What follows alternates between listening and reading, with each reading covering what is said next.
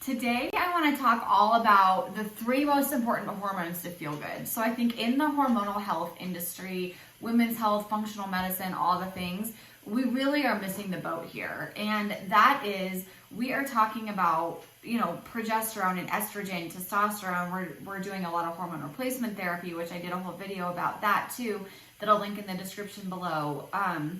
We're talking about all of these different sex hormone symptoms, and we are treating that, but we're not figuring out or asking the question of why these things happen. So we know obviously in late 40s and 50s that through the transition to menopause, naturally these sex hormones do decline and symptoms can arise from that. That doesn't mean that we have to accept them. That doesn't mean there's nothing to do for them. There's a whole myriad of things to do for them. For those of us in our 20s, 30s, earlier 40s that should be having relatively normal menstrual cycles, normal energy levels, sleeping decently, not dealing with tons and tons of anxiety, having PMS, less periods, a regular period, all of that stuff, we put birth control on there, and we're doing hormone replacement therapy and even herbs and things like that. We'll throw all of that stuff in,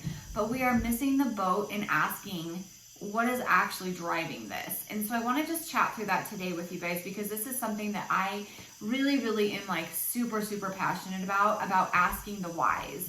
I've put enough band-aids on things in my own life and not gotten to the roots of things that I have gone on a whole long deep dive in my life of figuring out how the body works and why these things happen and how stress impacts things. Because we hear that stress is this buzzword. Oh yeah, it's stress that's causing this. But how does stress cause this? And what can I do about it? I can't just move away to an island away from everybody and live this perfectly peaceful life. How do I help this stress in my life with this current situation of being a mother and a business owner, or working on my career, or caretaking for my parents or older adults?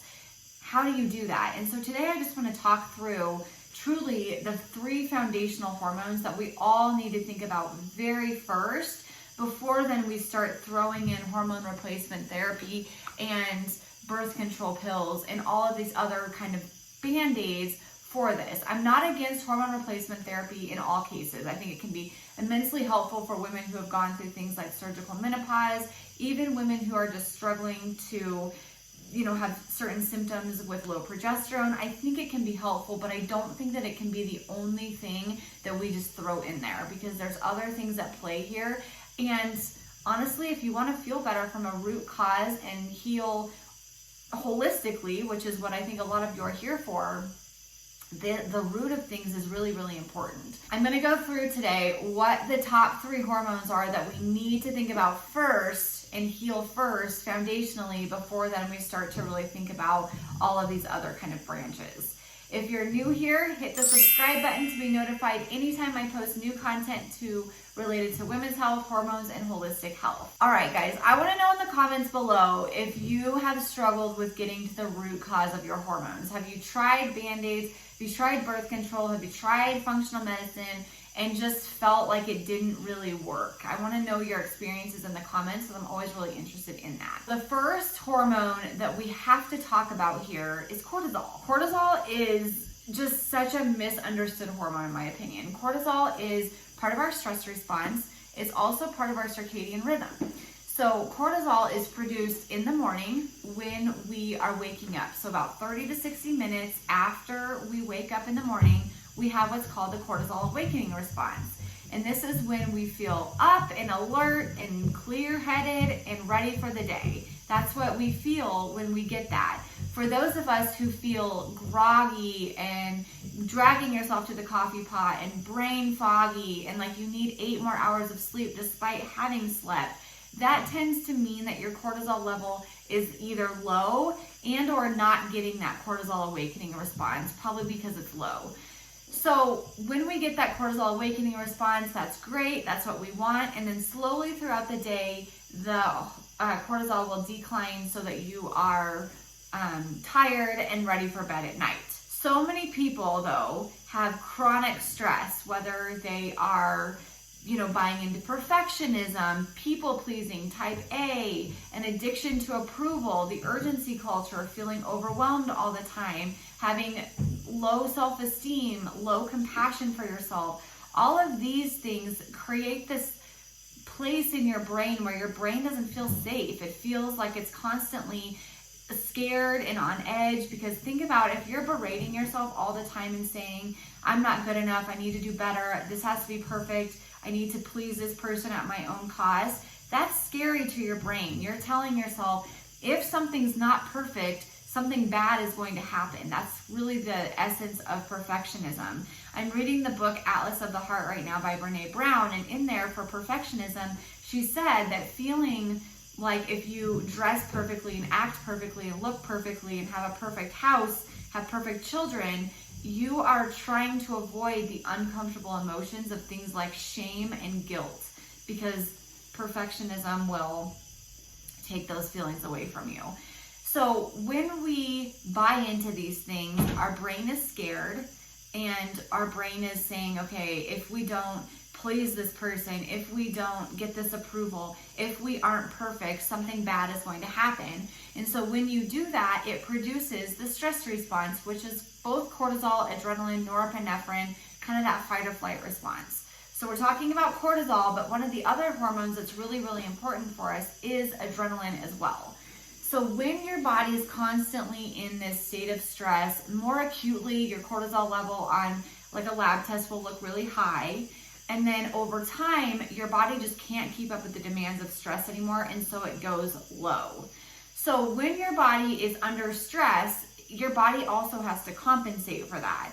So things happen like you eat up your minerals faster. So things like magnesium, sodium, potassium, calcium, you eat those up faster to fuel this stress response. And so you have a higher need for that, and therefore your minerals can start to get imbalanced. Minerals are like spark plugs in our body and control every single thing that your body does, all your metabolic functions. And so if you don't have those, things can start to come a little bit more awry. It also starts to steal from your sex hormones. I have a whole video about the great hormonal steal, about how high cortisol will want to steal from your pregnenolone, which is what produces things like DHEA and progesterone. So if you're having symptoms of low DHEA, progesterone, things like that, and your practitioner's saying, let's get you on some progesterone, let's take some DHEA, that's fine. I'm not totally against that, but I also am like, okay, well, why though? Like, why is that so low? If you're in your 30s and 40s,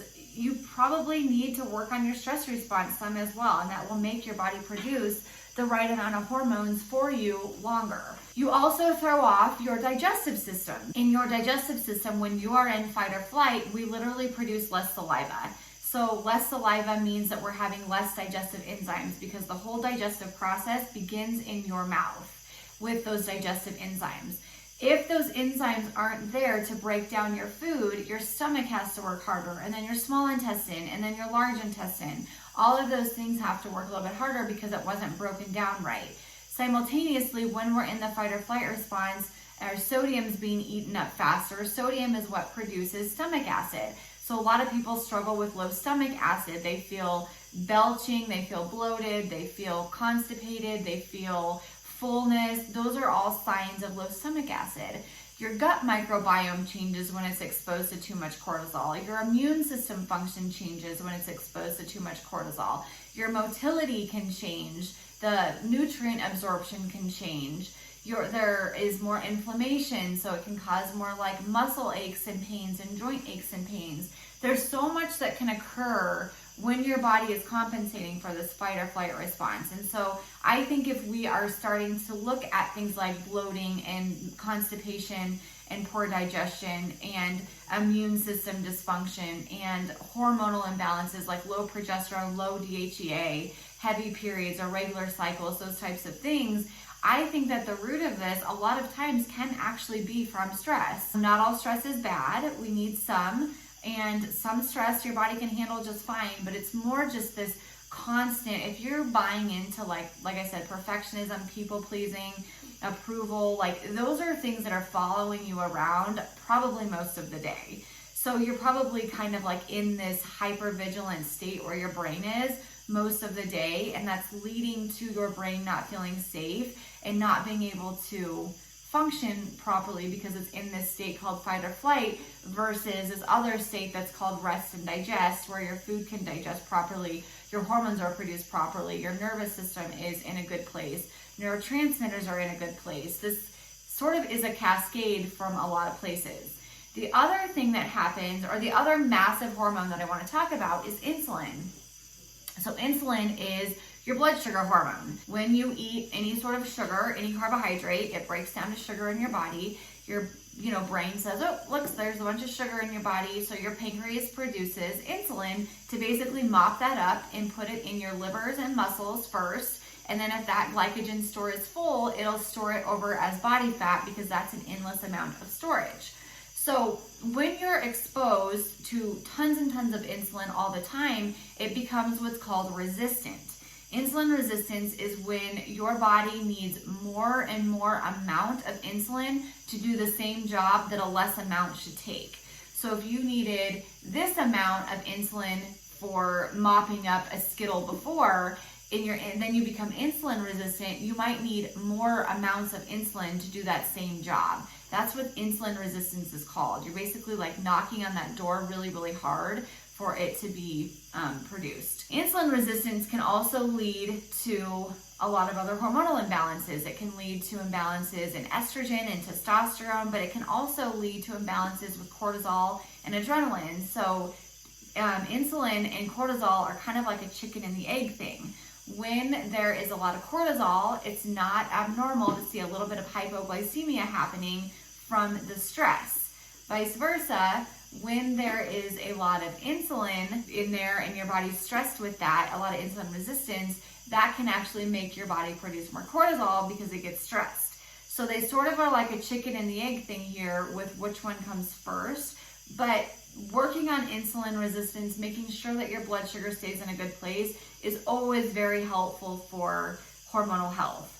I will give you the caveat. There is a lot of talk right now from various people on the internet, different companies, about not having any blood sugar spikes. And that is also not accurate. We all have blood sugar spikes. They're normal. They happen all day. We don't want to ride the blood sugar roller coaster too often, and we don't want insulin to stay high for too long. We want to have it spike and then come back down, and then spike a little bit and come back down. It is supposed to look like a little bit of a roller coaster, but we don't want it staying sky high for a really long time and then crashing, and then you crave sugar and then going back up. We don't want that to happen. So where people are trying to scare you in marketing around functional medicine and holistic health right now are saying that these blood sugar spikes are abnormal. They are perfectly normal if you don't have insulin resistance. That's literally the point of insulin to begin with. Your body can handle it just fine.